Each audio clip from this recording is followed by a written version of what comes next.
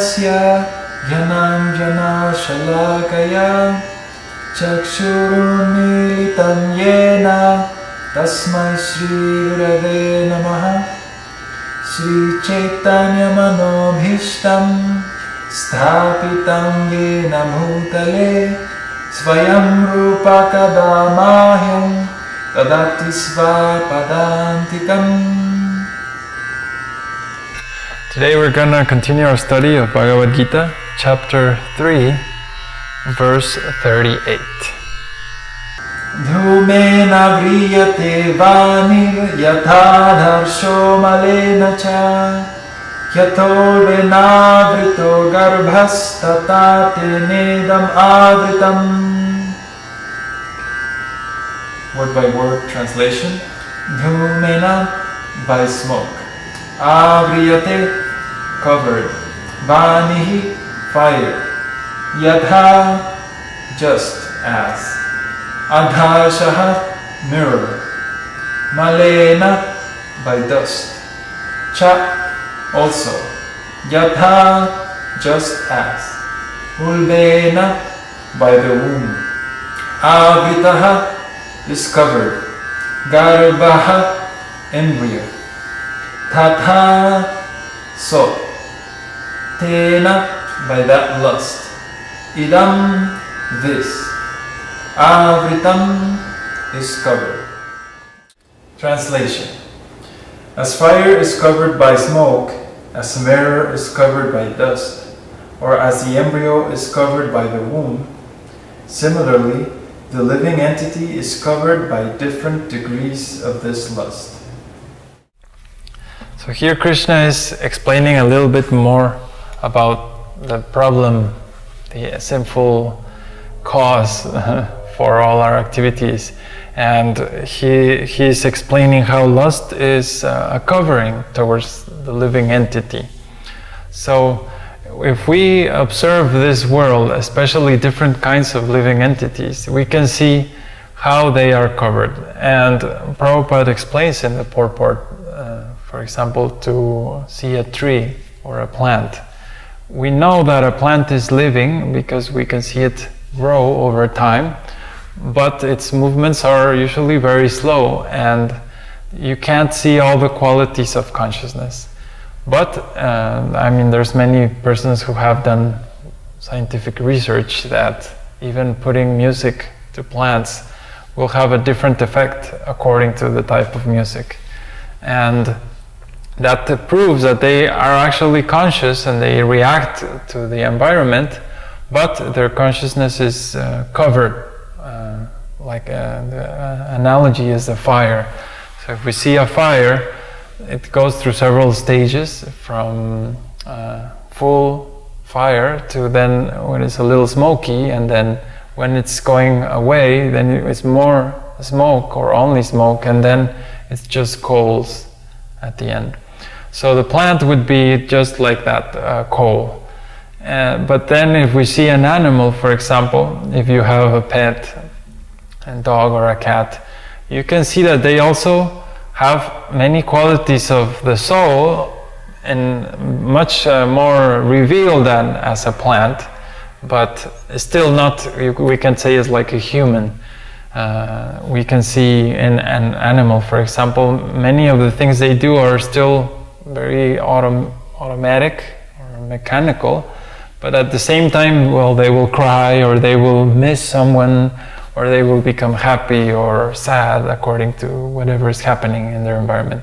So we can see that they have a personality. It's much more visible than a plant. If you have, 2 or 3 plants together and they're the same kind, it's hard to tell one from the other. Although there's differences, it's not so clear. But if you have 3 dogs or 3 cats, it's very, very easy.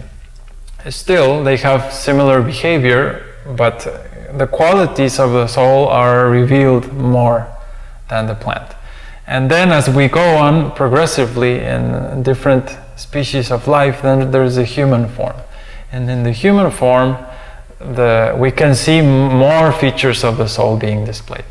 And it's very clear, like if we have three friends, that they're totally different because their qualities are very, very variegated, and it's much easier to tell apart one from the other.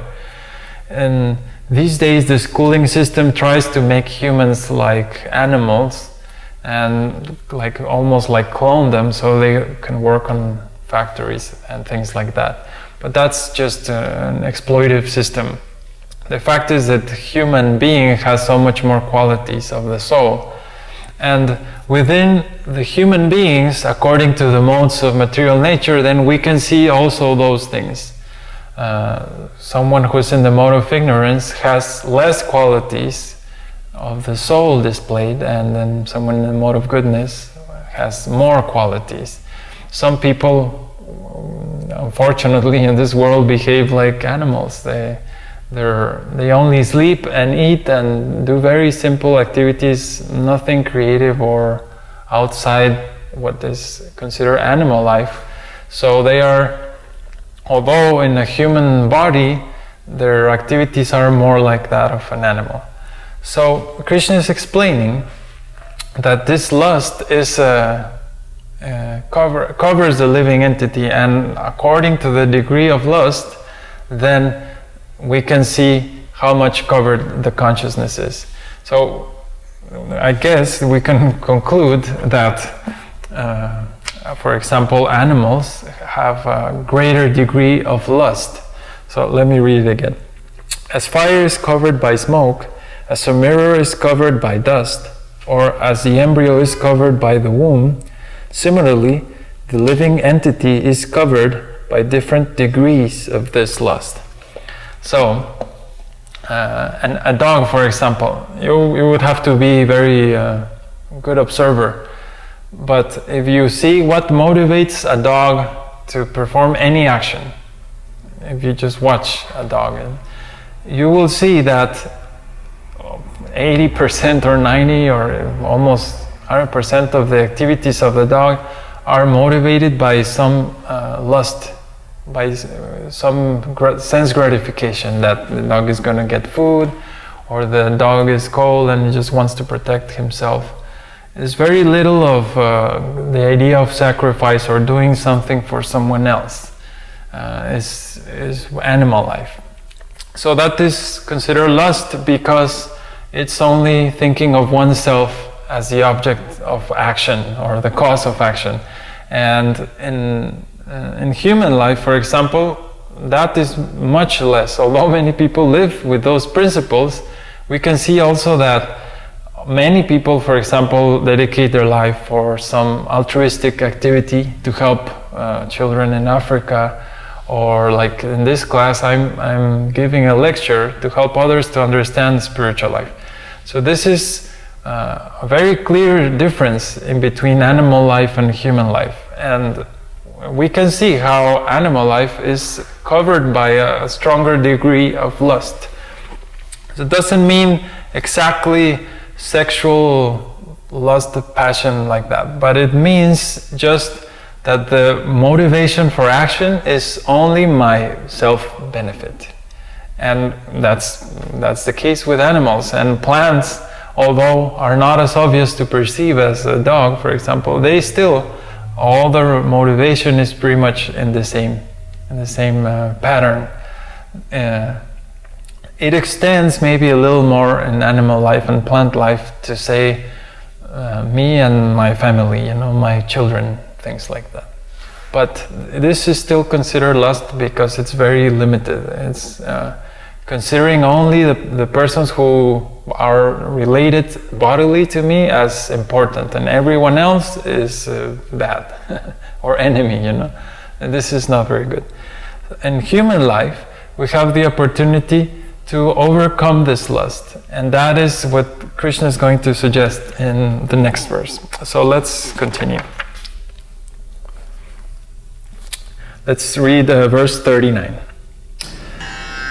Avritam jnanam etena jnanino nitya vairina kama rupena kaunteya dushpurena nalena cha.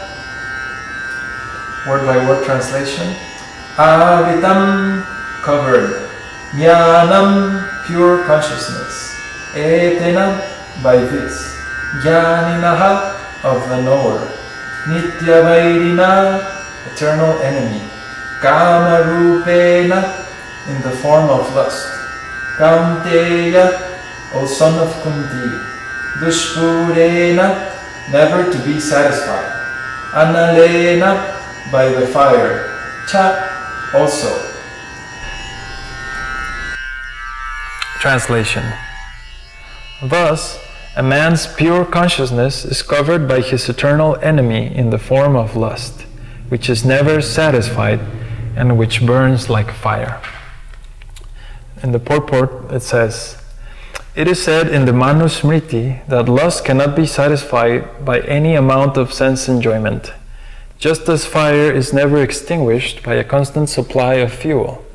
In the material world, the center of all activities is sex, and thus this material world is called Maitunya Agara, or the shackles of sex life. In ordinary prison house, criminals are kept within bars.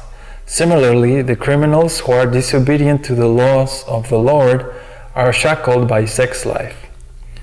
Advancement of material civilization on the basis of sense gratification means increasing the duration of the material existence of a living entity.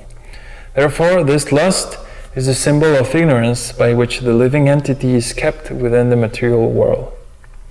While one enjoys sense gratification, it may be that there is some feeling of happiness, but actually, that so-called feeling of happiness is the ultimate enemy of the sense enjoyer. So Prabhupada is very, very clear here that lust is, again, the cause of bondage. And it would appear like if one enjoys the senses to the maximum degree, then one will achieve happiness and a better situation in next life. But we see that actually those living entities in which lust is uncontrolled, they gain lower and lower types of bodies. That's the trick. A man, for example, who is unrestricted in his sex life, in the next life he will probably get an animal body, like that of a pigeon or some animal that will procreate or have sex every 500 times an hour or something like that. And there's animals that their active sex life is 100 times, 1,000 times stronger or frequent than in human life. So you would think, well, that person has so many women, and this man, he conquers the world because any woman he wants, he'll get it. He'll get her and enjoy and whatever he needs. The thing is that the lust will act as a cage, and the person thinking that, oh, I am enjoying right now, in fact is getting more and more trapped by this lust. And in the next life, unfortunately, he's just going to get a lower and lower type of body. So spiritual life means we understand that this lust is the greatest enemy, is a big challenge to solve. And if we can reduce lust, then we will have a better position in the next life. And not only next life, but we'll be happier now. The thing with lust is that we can take as much as we want to try to bring it or to turn it off or to make it disappear, but it will only increase. Just like if I throw gasoline into a fire, there's no way it's gonna stop it. It's just gonna increase. And that's the problem with lust. If we don't work consciously to reduce it, it's just gonna increase and increase and increase. And there's so many examples of this. I mean, even in Mexico, for example, the children like to take chili, and many of the sweets that are sold to children are full of chili. And the child gets used to taking one and then two and then three, And then some children, they take so much chili that their stomachs are pretty much destroyed, and then they have to go to the hospital. And that's just one crude example, but the extreme of that is, of course, sex life. Almost any time in the news you will see that divorce and this and so many problems because of unrestricted sex life. And the man was happy with the wife, but then he wanted another woman and then another woman, and he was caught, and so the wife was angry, and you know the whole story. So this lust is very important to learn how to curb it. So let's continue with verse 40. Indriyani mano buddhir asyadhishtana muchyate etair vimohayatyesha jnanam avritya dehinam.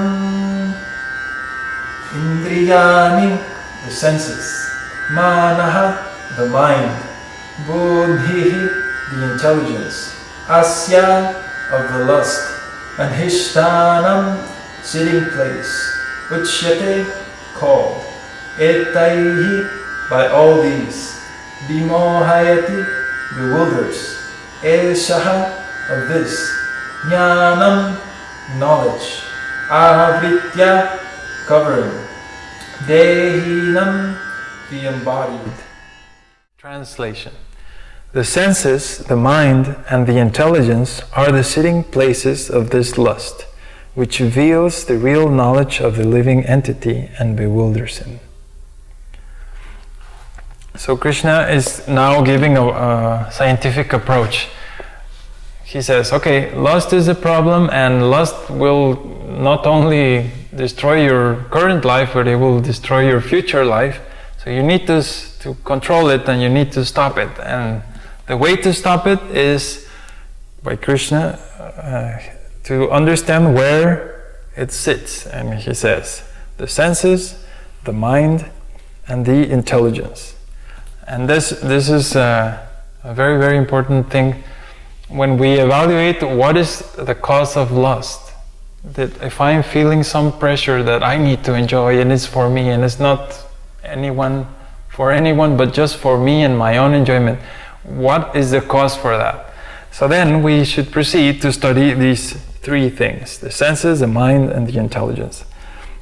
So the senses is pretty obvious, you know, like in sex life, for example, when we see a very beautiful woman, then we say, oh, I want to have sex life. I want to have a very active sex life. And this is directly caused by the senses. So in general, it is recommended to refrain oneself from, for example, going to a place where there's naked women dancing, because that would just cause lust. Or watching pornographic movies, or almost anything in the Western world, any commercial or TV ad in the Western world will be full of naked women or half-naked women trying to sell something. So stopping things like television and all these activities that have are luring directly the senses that, yes, look, sex life is very pleasurable. If we just remove that, then we can easily avoid the lust caused by the senses.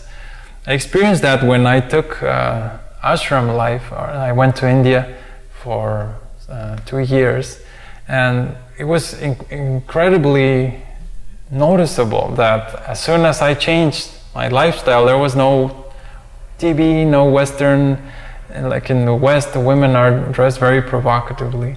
So all that was gone immediately. And then suddenly I noticed how my life was so much more simple and peaceful. Just because there was no attack from the senses, enjoy. The senses were like, oh, okay, we're happy. So this is one place that you should look for. If you're feeling that you're overloaded by lust, the senses. So then let's see the next thing. The senses, the mind. The mind, that's a trickier one, because sometimes, for example, we are not exposed to objects of the senses. We're just sitting, reading a nice book, or learning about spiritual life, or doing something that doesn't have to do with lust. But then the mind will start to wonder, oh, if I had this, then I would enjoy it. And if I had this other thing, the most common thing is, for example, if I had more money, if I had double the amount of money, 10 times the amount of money, then I could buy this and that, and I could enjoy more. The mind, especially also in sexual fantasies and all these things, it just starts going on its own, and it again fuels the lust. So if we see ourselves in that kind of condition, again, we have to control our mind. We have to tell our mind, well, no, this is not going to make you happy. You can fantasize all that you want, but even if you have all the objects that you're dreaming of, you're not going to be happy. So forget it, mind, forget it. There's one beautiful song, Bhaja Hure Mana, that says, please mind, don't disturb me anymore. Just worship Krishna. Forget, don't disturb. Just help me to worship Krishna. And that is another very important thing, how to control the mind.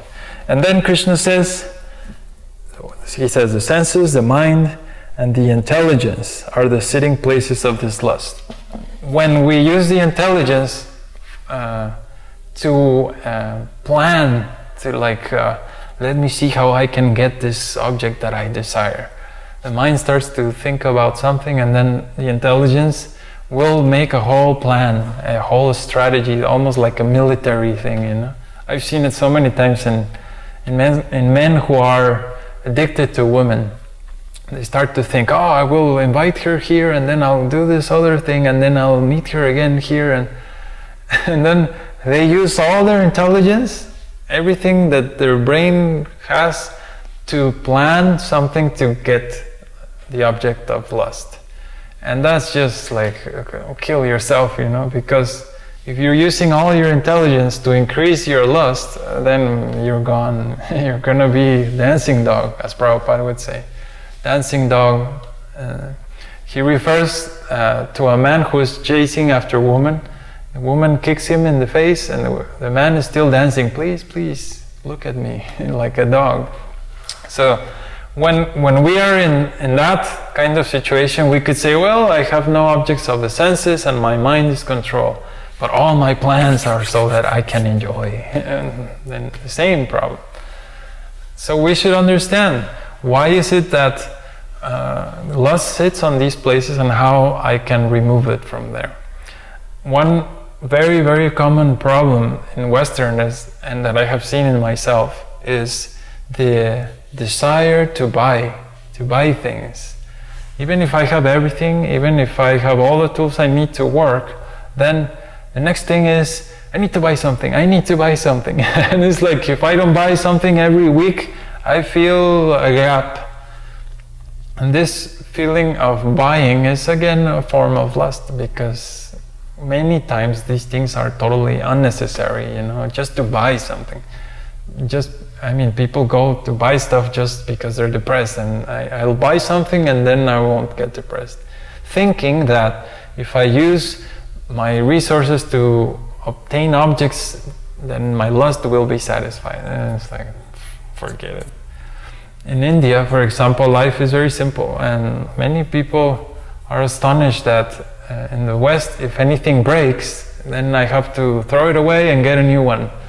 In India or in other countries, they just repair everything. Not throw it away, but just fix, get the part. Almost everything that's kitchen or appliances that are common to everyone, you can find every single part and just change one little part, and then you're okay. So there are so many ways in which lust is expressed, and if we learn, when we are attacked by this lust, how to control it, we can make progress. And this is very important for spiritual life. Krishna is very kind, because he gives us all these hints. And let me read a little bit of what Prabhupada says in the purport. The enemy has captured different strategic positions in the body of the conditioned soul. And therefore, Lord Krishna is giving hints of those places. Mind is the center of all the activities of the senses. And thus the mind is a reservoir of all ideas of sense gratification. So it's very similar. The spirit soul becomes addicted to enjoying the material senses and mistakes this as true happiness. And then this false identification of the spirit soul is very nicely explained in Srimad Bhagavatam. A human being who identifies this body made of three elements with his self, who considers the byproducts of the body to be his kinsmen, who considers the land of birth as worshipable, and who goes to the place of pilgrimage simply to take a bath rather than meet men of transcendental knowledge there, it is to be considered as an ass or a cow. Srimad Bhagavatam. So that's it pretty much. If you are completely conquered by lust, then your chances of spiritual advancement are almost null. You need to work on this. And it starts, for most people, through the senses. Stop eating meat, stop having illicit sex. And then for most devotees, through the mind and through the intelligence. So little by little and step by step, we can make progress in this path of spiritual life. Thank you and see you next time. Hare Krishna.